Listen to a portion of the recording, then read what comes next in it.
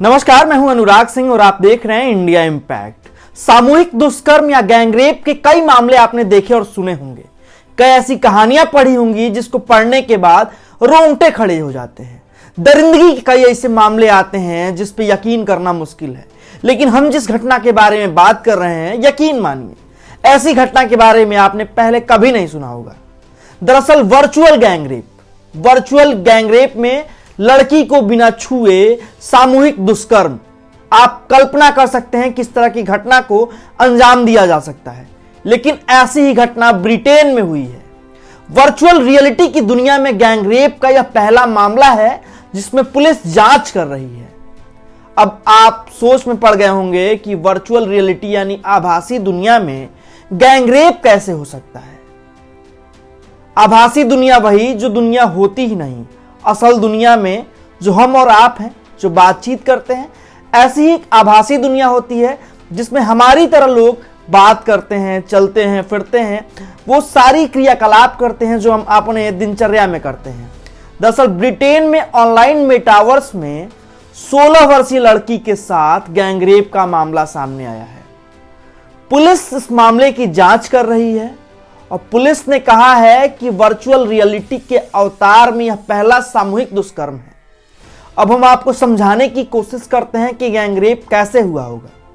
दरअसल online metaverse एक आभासी दुनिया है जिसमें यूजर्स लॉगिन करने के बाद अपनी दिनचर्या शुरू करते हैं। ठीक ऐसा ही 16 साल की लड़की ने ऑनलाइन दुनिया में जाने के बाद अपनी दिनचर्या की शुरुआत की, अपने दोस्तों से बातचीत करने लगी। इसमें आपको एक हैंडसेट या चश्मा दिया जाता है जिसको पहनने के बाद यूजर महसूस करता है कि वह दूसरी दुनिया में चला गया है। ब्रिटेन की 16 साल की लड़की, जिसका नाम नहीं बताया गया है, उसने ऐसा ही गेम स्टार्ट किया। जैसे उसने गेम को स्टार्ट किया और जैसे ही वर्चुअल दुनिया में पहुंची, उसके साथ गैंगरेप हुआ। उस पे 4-5 लोग उस दुनिया के टूट पड़े, यानी वो लड़की का अवतार था जो दिख रहा था और लड़की के साथ गैंगरेप हुआ। वह बिल्कुल ऐसा था जैसे कि रियल में हो रहा हो। लड़की सदमे में चली गई और उसने अपना हैंडसेट निकालकर फेंक दिया। वो बेहद डर गई और भयभीत हो गई। उसके दिमाग से यह चीज निकल ही नहीं पा रही थी कि उसके परिवार ने इस बात की जानकारी ब्रिटिश पुलिस को दी।